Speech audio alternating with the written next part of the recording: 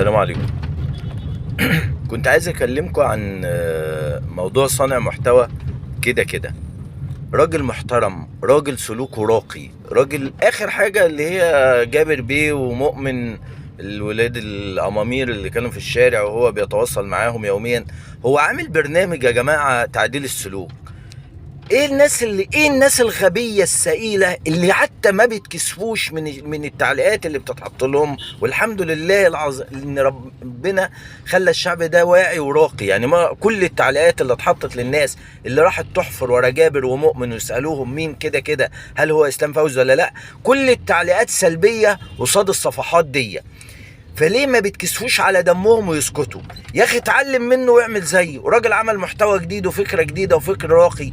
هتهيئوا الدنيا والجهل هيعم ما عادش ناقص غير ان يعني ابو العيال طالع يقول مكان يجيب لهم مش عارف ايه احسن يعمل. انت كنت بتتخير يا حاج؟ كانوا بيخيروك يعني وانت بتختار؟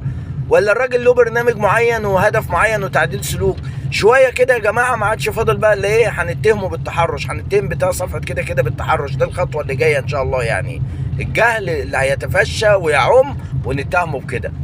فكرتني الاستاذ العظيم الكاتب الكبير يحيى حق الله يرحمه، صاحب الروايه المشهوره قنديل ام هاشم.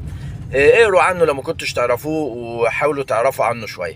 الراجل ده في الاربعينات كان موظف في الاقاليم في الارياف. فكان زمان لما يركب القطر مثلا ينزل في قريه او في محطه رئيسيه او في مدينه علشان يوصل للمكان اللي هو رايحه، فكان في حاجه اسمها الحمارين. دي مجموعة حمير زي موقف العربيات كده بالظبط، بس موقف حمير جنب المحطة. بينزل يأجر حمار يدفع إيجاره، والراجل بيديله الحمار يروح بيه مكانه. طب الحمار ده بيرجع ازاي؟